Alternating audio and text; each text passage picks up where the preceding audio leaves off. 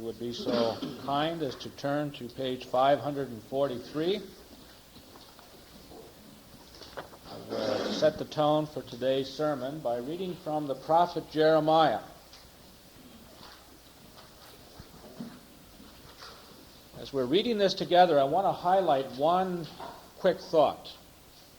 We'll talk about it in the sermon, but a covenant, which is such an important part of the identity of Pine Hill and congregational churches, is essentially an agreement, a contract between, in the biblical record, God and man, and in our church record, between each of us. You will remember that whenever new members join with this church, there is a covenant in which we pledge certain things to one another. To support the church, to support each other, to be here for the worship services, to participate on the ongoing portion of the church. And in that agreement, there are obligations accepted by both sides, as in any covenant, as in any treaty, as in any kind of a business agreement. And God promises certain things to his people, but they have obligations back. I will read the first, and I hope you will respond with the second. Behold, the days are coming, says the Lord, when I will make a new covenant with the house of Israel and the house of Judah. Not like the covenant which I made with their fathers, when I took them by the hand to bring them out of the land of Egypt. My covenant which they broke. But this is the covenant which I will make with the house of Israel after those days, says the Lord. I will put my law within them, and I will write it on their hearts. And I will be their God, and they shall be my people. And no longer shall these commandments be together, and each his brother, saying, Know the Lord, for they shall all know me, from the least of them to the greatest, says the Lord. For I will forgive their iniquity, and I will remember their sin no more.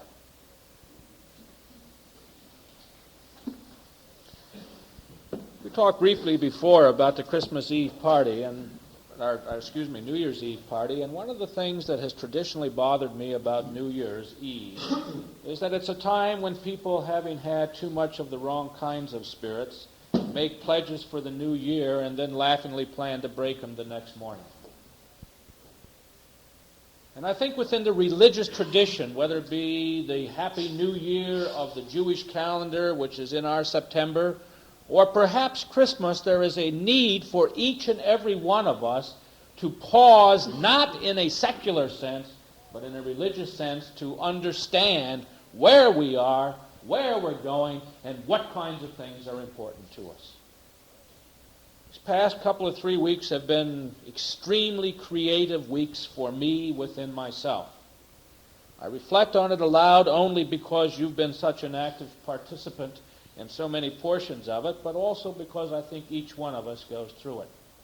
And I've discovered again that there are two kinds of reflection. One is that very serious, thought-out, sitting down and weighing all kinds of known facts against potentials.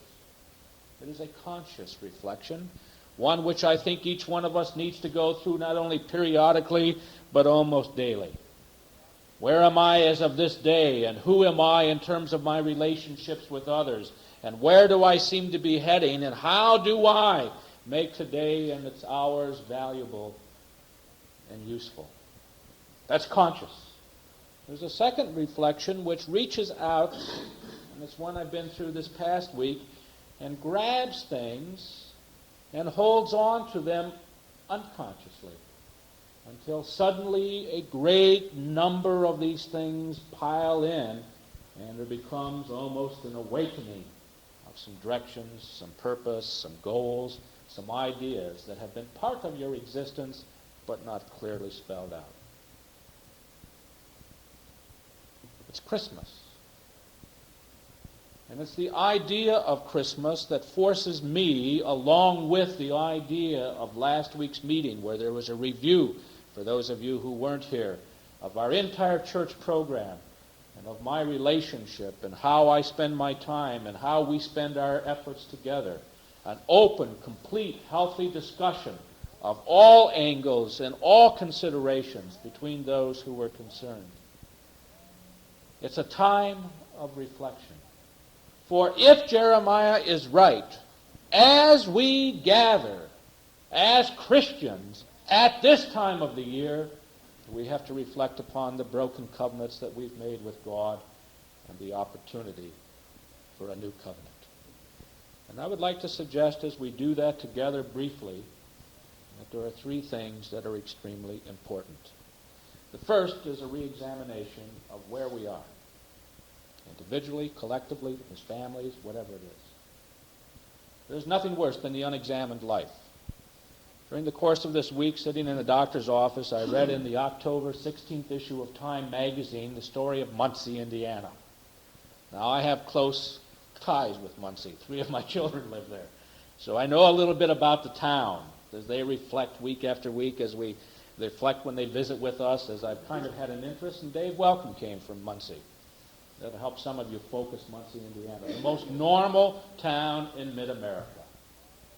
40 years ago, a study was done by a number of sociologists to try to determine the thought process that went on in small-town mid-America. And God and apple pie and motherhood and patriotism were high.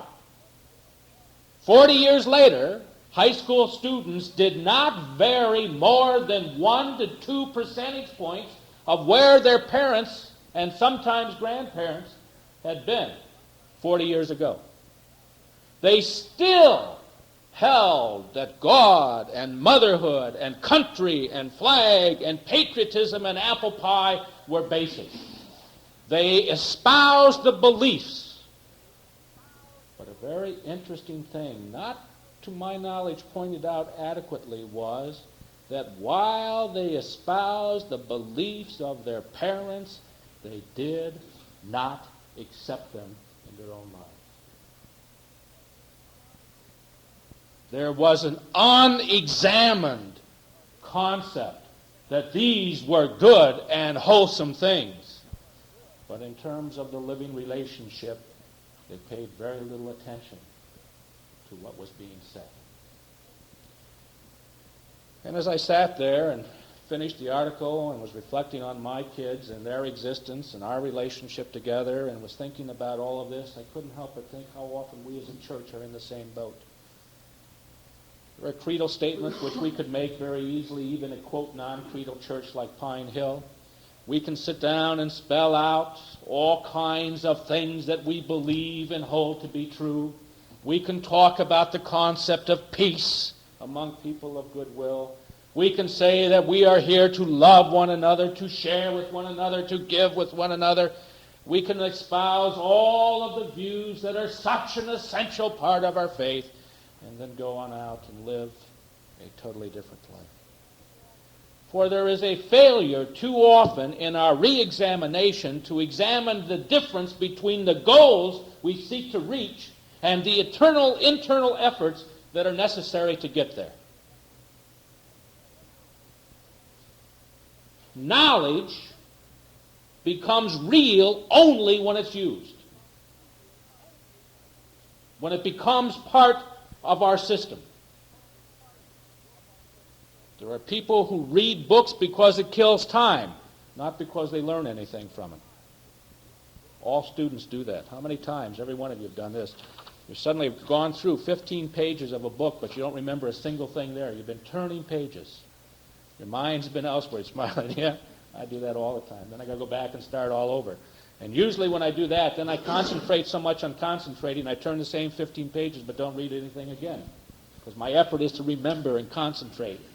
You know, that's the time you put it away and go somewhere else. Knowledge becomes real when it doesn't stop here, but integrates into the life.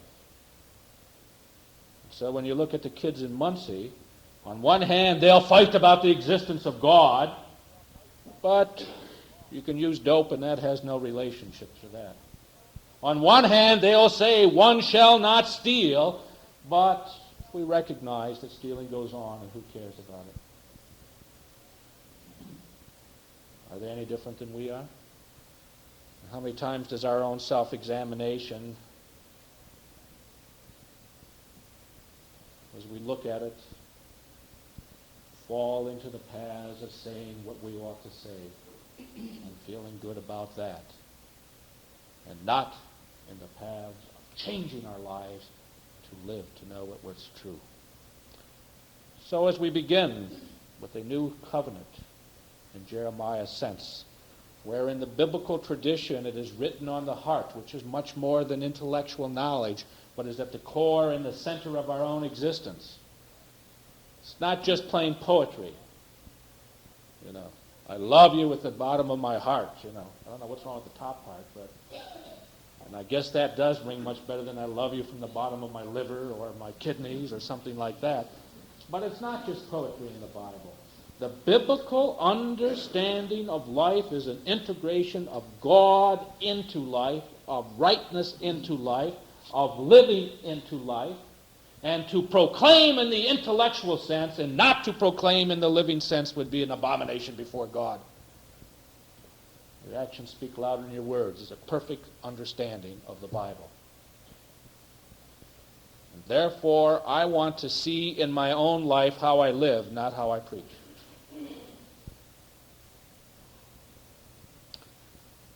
I think there's a second thing. And it can never be done without the first. I need constantly to rededicate myself. And that can only be done after a time of self-examination.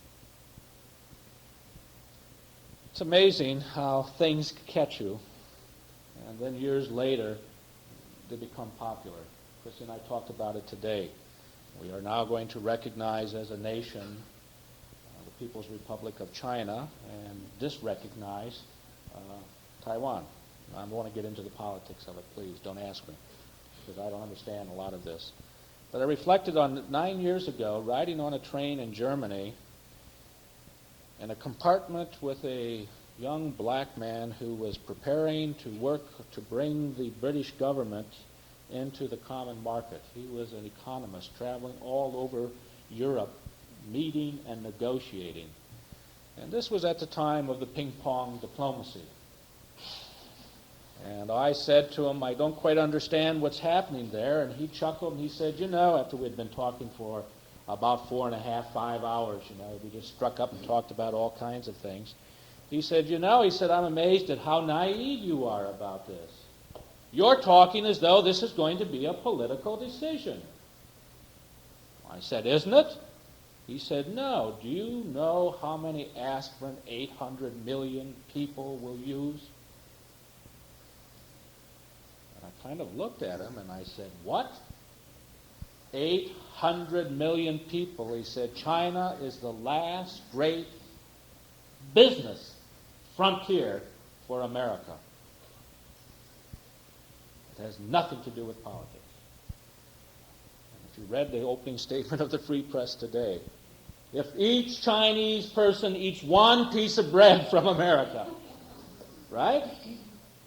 This guy saw. It's not political. Don't argue the politics about it. It has anything to do with it. We can sell more to the People's Republic than we can to Taiwan. During the same conversation with the same gentleman, we were exploring another thing that has become very popular. Passages. Why is it, I said, that periodically, of course in the German culture it was being talked about before it was here, people drop out and change. A number of German magazines at that point were talking about men who at the age of 40 suddenly, completely and unexpectedly from their associates and everything else, divorced wives, jobs, gave up careers, changed totally. I said, why? And we talked about it. He didn't have a ready answer. I don't have a ready answer, but I think what was happening at that time and what continues to happen is that there are times of re-examination when people look at where and what they were at the age of 20 and 22 and 25 and made commitments then, and suddenly find at the age of 40, 41, 42, 43 that what was a valid commitment as a 20-year-old is no longer a valid commitment. Because where they were then and thought they were going is not where they ended up.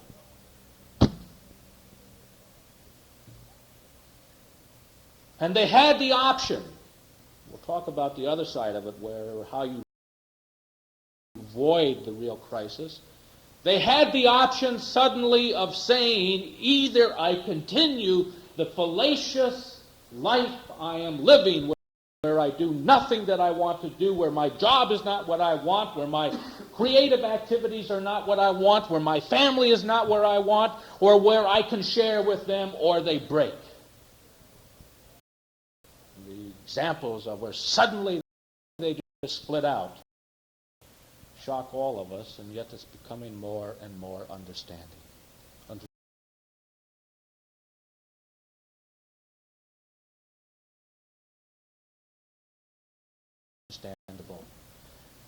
Now, what happens is that people don't continually examine. They get frustrated about the examination. They're afraid of what they're going to find. They're afraid of what they're going to hear. They're afraid of what they're going to see, so they avoid it, like somehow or another it's going to go away. I think the one thing every one of us sitting here recognizes is it is not the thing that ultimately hurt us, it's the things they don't tell us but ought to. Most people do not get hurt by what they're told. They get hurt by what they're not told. Am I right? Think in your own lives. You come out and told somebody something and kept it honestly, no matter what the explosion was, in the long run it worked out much better than all of the shenanigans played to make them suddenly realize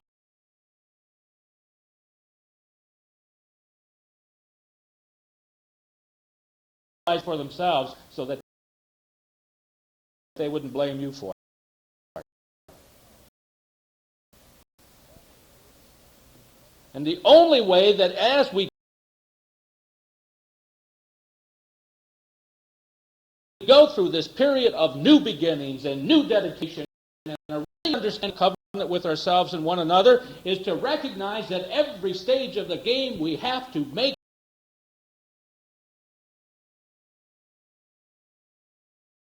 certain decisions and face up to them so that when we get to a point we are not at crisis, shocked beyond belief, but have the opportunity of making adjustments.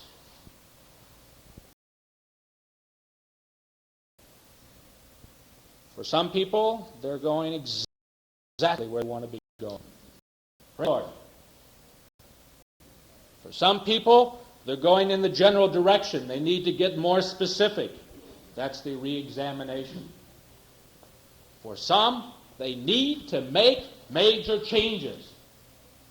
And the re-examination ought to help them to do it. There is nothing more insane than following through because of outside expectations. Let me give you an example, since many of you know it anyhow, and I think it's a beautiful example. Laurie Clark, Barry and Nora Clark, the first full-time real pastor that we've had here at the church, was to be married this week. This week, wasn't it? Last week. Next week. She was to be married. Okay. Harry was going to do the ceremony as any proud father. You can just begin to feel it. And there were some rumblings from Laurie about things that weren't quite right. But everybody said, that's just your nervousness. It's just because you're going to be a bride and it's normal, and he went off to school and she was off to school and all that. But things still didn't go right until finally, after the invitations had been mailed out, she said, no. Now, God loved Harry. God loved Nora. God loved the people in their church. God loved the women that have been planning the reception. God loved those people who reached out to Laurie and said, you're right. Oh, I've caused so many problems and expenses. And as Harry wrote in the church paper, they're nothing than a commitment that wasn't real carried through with disastrous results.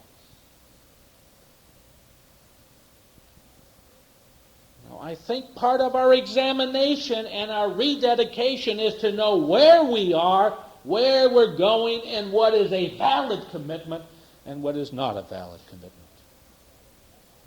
And the amount of effort we spend to bolster up and to shore up commitments which should never have been made and continue to be wrong is outrageous. What we need to do is bolster and shore up and rededicate ourselves to those commitments which are essential to our very existence. So we examine our lives as Christians. We examine our lives as people, as parents, as children, as friends, as relatives, as members of Pine Hill, as pastors. That's plural, because we're all pastors. We examine ourselves. We rededicate ourselves when we know the direction in which we're going. Because with examination and rededication comes the last thing which is essential, and that is renewal.